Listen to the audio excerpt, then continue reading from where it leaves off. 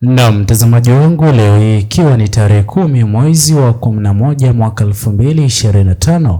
ndiyo tarehe kamili ambayo ilitarajiwa kesi yake Mheshimiwa Tundu Lissu iweze kuendelea rasmi baada ya kusimamishwa kwa ajili ya kupitisha zoezi la uchaguzi mkuu. Ila habari ya kuvunja moyo imeweza kutokea baada ya Mheshimiwa Tundu Lissu kesi yake kurushwa ama kusongezwa mbele hadi tarehe 13 mwezi wa 11 mwaka 2025. Ila mtazamaji wangu,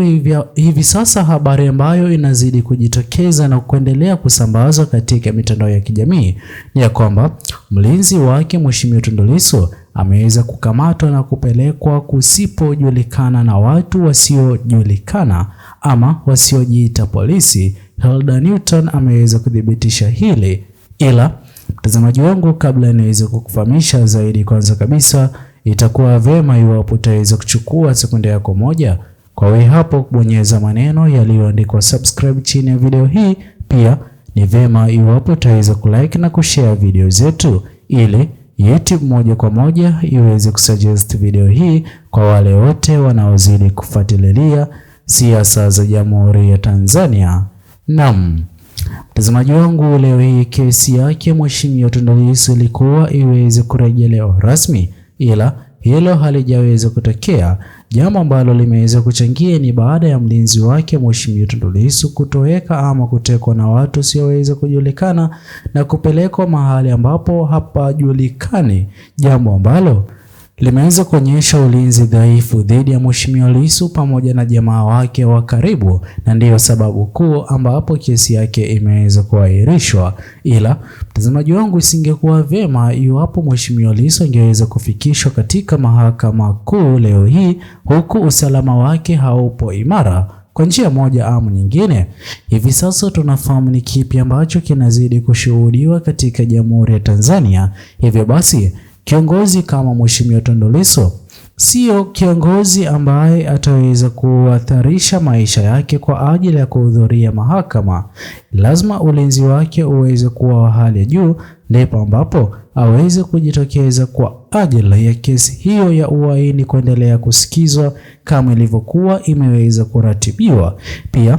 mtazamaji wangu, ikumbuke kwamba mwenyekiti msaidizi mshikililizi ambaye ni Mheshimiwa John Heche kwa mara nyingine anazidi kugonga vichwa vya habari kutokana na yeye jambo sawia na hilo lililoweza kumkuta Mheshimiwa Tundu Lissu kwa mara nyingine limeweza kumkuta. Ila watu wanazidi kuhusisha matukio haya mambo ya kisiasa, baadhi ya Tanzania maoni yao yakiwa ya kwamba haya yote yanayozidi kutokea ni kwa ajili ya kupinga na kukosoa chama Chadema kutojihusisha na matokeo ya urais yaliyokuwa yameweza kutangazwa sawia na kile ambacho chama Chadema kiliweza kudai na kuweka hadharani kutotambua Rais Mama Samia Suluhu Hassan, vilevile kwa chama Chadema kutokuwa tayari kwa mazungumzo ya aina yoyote ile kati yao na viongozi wakuu wa chama cha CCM, jambo ambalo huenda linazidi kusababisha patashika zote hizi kuendelea kukuta viongozi wakuu wanaozidi kuhudumu katika chama cha Chadema. Vilevile mtazamaji wangu, kwa njia moja ama nyingine, ikumbukwe jinsi gani ambavyo Mheshimiwa Tundu Lissu aliweza kuwa miongoni mwa viongozi wa kwanza, hasa kile ambacho kiliweza kuvutia vijana Gen Z kabla ya zoezi la uchaguzi mkuu ni kumwamini Mheshimiwa Lissu kuwa kiongozi mwafaka kwa yeye kupewa usukani wa kuongoza Jamhuri ya Tanzania katika Ikulu na kuhudumu kama rais wa 7. Vilevile Mheshimiwa Lissu kwa njia moja ama nyingine, Watanzania wengi waliweza kuwa na matumaini naye makubwa kulinganisha naye Rais Mama Samia Suluhu Hassan. Ila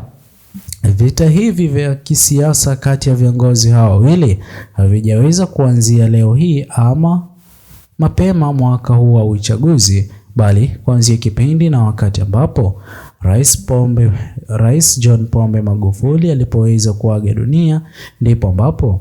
Mheshimiwa Lissu aliweza kuomba mapendekezo mapya yaweze kuanza kufanyika, ndipo ambapo kiongozi aliyekuwa akichukua nafasi yake John Pombe Magufuli baada ya kuaga dunia aweze kuleta mabadiliko katika Jamhuri ya Tanzania, jambo ambalo liliweza kutoa matumaini mengi kwa viongozi wakuu wa chama pinzani katika vyombo vya habari sawia na jinsi ambavyo raia wengi waliweza kutarajia Rais Mama Samia Suluhu Hassan kuwa na huruma na hata kuongoza Jamhuri ya Tanzania katika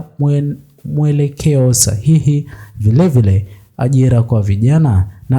na baadhi ya ahadi zilizokuwa zimeweza kuachwa angeweza kuzifanikisha. Ila mtazamaji wangu, kipindi na wakati ambapo uchaguzi wa mwaka 2025 ulipoweza kuwadia ni tofauti kabisa na jinsi ambavyo Watanzania walikuwa wakitarajia Rais Mama Samia Suluhu Hassan angeweza kufanya. Ndipo ambapo vijana Gen Z waliweza kuwa mstari wa mbele kwa ajili ya kumtimua Rais Mama Samia Suluhu Hassan na ili waweze kumleta kiongozi kama Mheshimiwa Tundu Lissu kuingia Ikulu kufanikisha azma yake ya kuwa rais wa 7 wa Jamhuri ya Tanzania. Pia kwa yeye kuongoza serikali ya awamu 7, yale ambayo aliweza kuahidi ama kuzungumzia aweze kupewa muda wa miaka 5 aweze kuyafanikisha,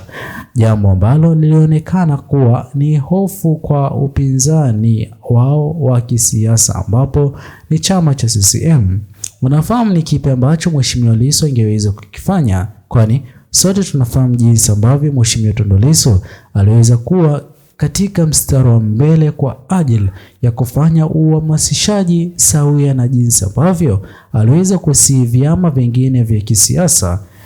ambapo itakapofika siku ya kupiga kura ama siku ya kuchukua fomu za urais, vyama vingine vyote vile vya kisiasa katika Jamhuri ya Tanzania visiwezi kuchukua fomu yoyote ile, bali katika ugombeaji wa urais nafasi hiyo iweze kuwa na viongozi wawili pekee.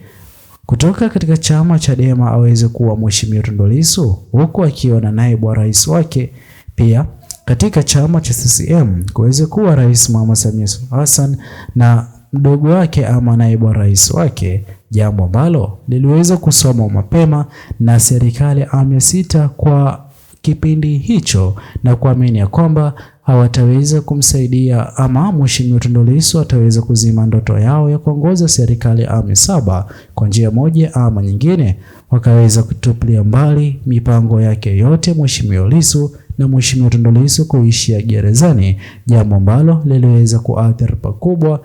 kile ambacho alikuwa kikipanga kwa Jamhuri ya Tanzania. Sasa kwa mara nyingine leo hii kukiibuka taarifa ya aina hii inavunja mioyo ya Watanzania wengi, ila mtazamaji wangu, itakuwa vyema iwapo hapo utaweza kutochea maoni yako katika uwanja wa comment section kuhusiana na kesi yake ya Mheshimiwa Lissu leo hii kuahirishwa hadi tarehe 13 mwezi wa 11 mwaka 2025. Usisahau kusubscribe, like, comment na kushare video zetu. Bye bye until the next video.